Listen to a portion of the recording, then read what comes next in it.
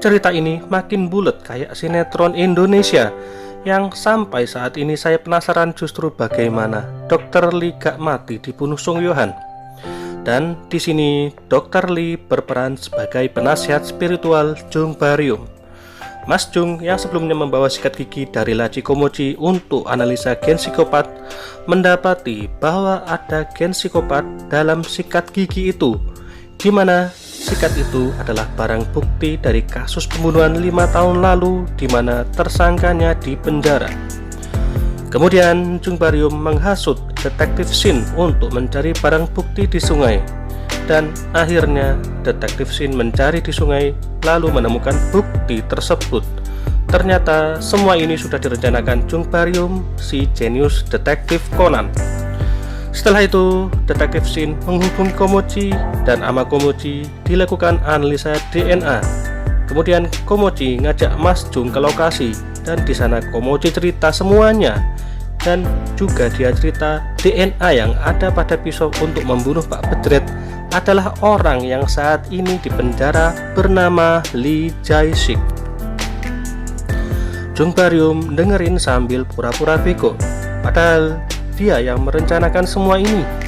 Ternyata ini semua diawali ketika Mas Jung melihat Komochi menyelidiki kasus Lee Jae-sik, dan di ruang barang bukti ada bukti kasus pembunuhan Lee Jae-sik 5 tahun lalu.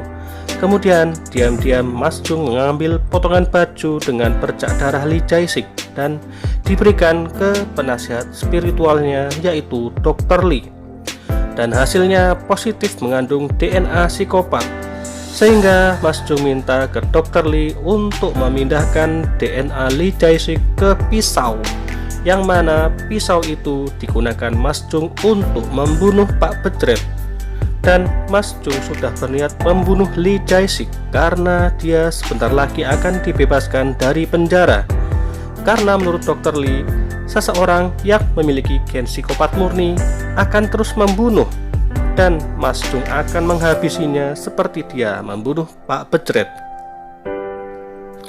Sementara itu, Komochi terus menyelidiki kasus kematian Pak Bedret, dan sebuah kebetulan yang langka.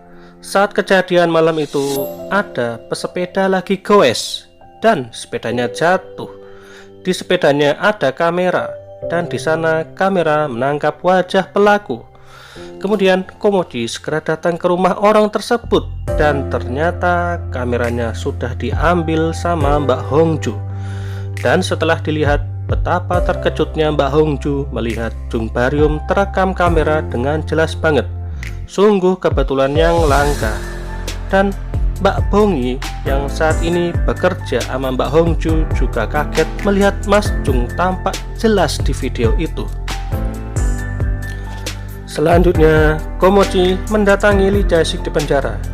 Dia tanya-tanya tentang Pak Bedret karena DNA-nya ada di pisau untuk membunuh Pak Bedret, tapi belum mendapatkan hasil apa-apa. Komochi terus menyelidiki hubungan Lee Jae-sik dan Pak Bedret. Sebagai info, Lee Jae-sik dipenjara 5 tahun lalu karena membunuh orang yang berusaha memperkosa putri tirinya. Kemudian Komochi segera menemui anak tiri Lee Jae-sik yang anggap saja namanya Mbak Wulan. Setelah menemui Mbak Wulan, terungkap bahwa Lee Jae-sik mencoba memperkosanya, dan pacar Mbak Wulan berusaha menolong tapi dibunuh sama Lee Jae-sik. Dan Lee Jae-sik mengancam anak tiri dan ibunya agar tidak buka mulut. Selanjutnya, Lee Jae-sik dipenjara dengan tuduhan membunuh orang yang berusaha memperkosa putri tirinya. Selanjutnya, Komochi berusaha mencari Lee Jae-sik, dan ternyata Lee Jae-sik baru saja dibebaskan. Kemudian Komochi berusaha mencari kemana Lee Jae-sik pergi. Di saat yang sama, Jung Baryum sudah menangkap Lee Jae-sik, dan saat akan membunuhnya ketika sedang dicekik, tiba-tiba ada suara Komochi datang, dan Jung Baryum sangat kaget saat itu. Apakah Komochi yang tiba di sana sempat melihat wajah Jung Baryum kala itu? Kita tunggu episode selanjutnya.